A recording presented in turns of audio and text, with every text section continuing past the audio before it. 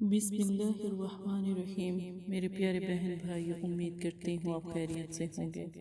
اللہ پاک آپ کو صحت اور سلامتی عطا فرمائے، کوئی مشکل پریشانی آپ کے پاس بھی نہ آئے۔ عملیات، روحانی علاج اور وظائف جو قرآن پاک سے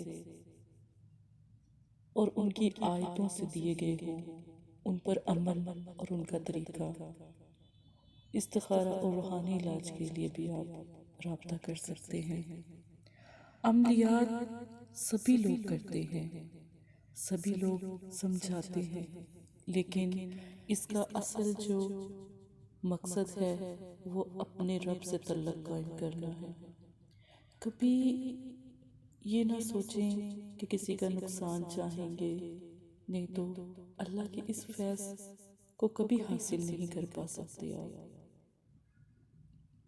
آج آپ کو دعوت کلمہ طیبہ حاضر موکل اس کے بارے میں آپ کو بتایا جائے گا۔ یہ کہنے میں بہت آسان ہے، کرنے میں بھی آسان ہے، اس کو سنبھالنا ہی تو مشکل ہے۔ جب ہم اپنے رب سے تعلق قائم کرتے ہیں تو اللہ پاک ہمیں اپنی مخلوق سے نوازتے ہیں۔ تو آج اللہ کی وہی پیاری مخلوق کلمہ طیبہ سے شروع کرتی ہوں، لا الہ الا اللہ محمد رسول اللہ۔ اگر آپ چاہتے ہیں کہ اس کے موکل یا اس کی جو حاضری پری ہے وہ حاضر ہو جائے تو اس کا ایک خاص طریقہ ہے، اس طریقے سے آپ یہ عمل کریں، انشاءاللہ تعالی آپ کو کسی اور عمل کرنے کی ضرورت نہیں ہوگی۔ آپ کو علیحدگی اختیار کرنی ہے، آپ کو پرہیز کرنا ہے، تو آپ نے جلالی پرہیز کرنا ہے۔ جلالی پرہیز میں صرف آپ اگر کھانا استعمال کرتے ہیں تو جو کی روٹی، نمک اور یا زیتون کا تیل استعمال کرتے ہیں، یا تھوڑی سی کھجور استعمال کرتے ہیں۔ اگر آپ پرہیز جمالی کرتے ہیں تو کچا ادرک، لہسن، پیاز، کسی بھی قسم کا گوشت، دودھ اور دہی نہ استعمال کریں، یہاں تک کہ مچھلی بھی استعمال نہ کریں۔ پانی پئیں تو چشمے کا پانی پئیں، دریا کا پانی پئیں، گھر کا پانی یا پھر مسجد کا پانی۔ تو اس میں گھر کا پانی بھی بے شک استعمال نہ کریں، مسجد کا پانی پی لیں، وہ بھی افضل ہے۔ آپ زمزم پی سکتے ہیں۔ عمل صرف اور صرف 7 سے 10 دن کا ہے، 9 چندی جمعرات۔ اسلامک مہینے کے حساب سے جو جمعرات فرسٹ میں آتی ہے وہ 9 چندی جمعرات کہلاتی ہے۔ 9 چندی جمعرات کو یہ اپنے عمل شروع کرنا ہے۔ پاک صاف جگہ پر بیٹھیں جہاں پر روشنی تھوڑی ہو، کم ہو، یا زیرو کا بلب یا موم بتی کا استعمال کر لیں۔ اس میں ڈر خوف نہیں ہے، اللہ کے موکل ہی تو ہیں، اللہ کے بنائے ہوئے مخلوق اور فرشتے ہی تو ہیں۔ دوران پڑھائی میں خوشبو لگائیں، عطر لگائیں، یا پھر آپ اپنے پاس اگربتی کو بھی روشن کر سکتے ہیں۔